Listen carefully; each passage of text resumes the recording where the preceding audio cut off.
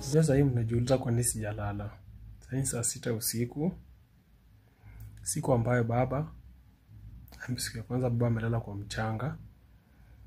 Sasa saa 6 usiku. Kwa sababu sijalala saa hii na saa 6, mmoja baba amelala kwa mchanga.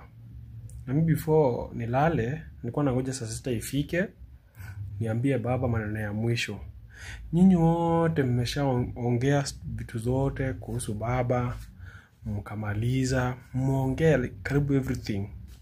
Sasa mimi sasa ni tani yangu kama Mkenya wa kawaida, na baba alikuwa baba wa wanyonge.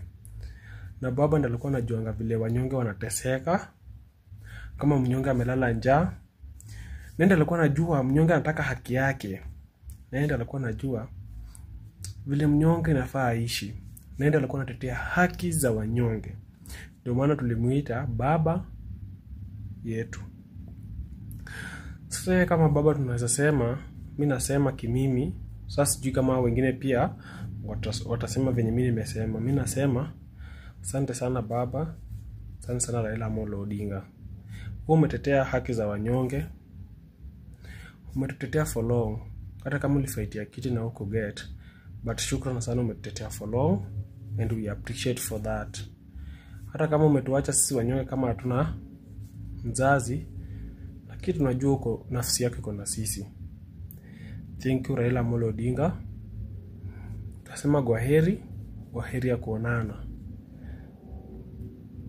Kuwa na safe journey huko penye umeenda, na usalimie wale wenye utapata huko kama kina Jaramogi Oginga, Jomo Kenyatta na wengineo, kina George Saitoti, wakina Oro Ojode, walioenda waheshimiwa wenzetu wenye walikuwa wanajua haki za wanyonge. Uweze kufikisha salamu, waambie Wakenya wamemsalimia na tumewamiss sana sana. Thank you so much Raila Amolo Odinga. Silent in a 1 minute.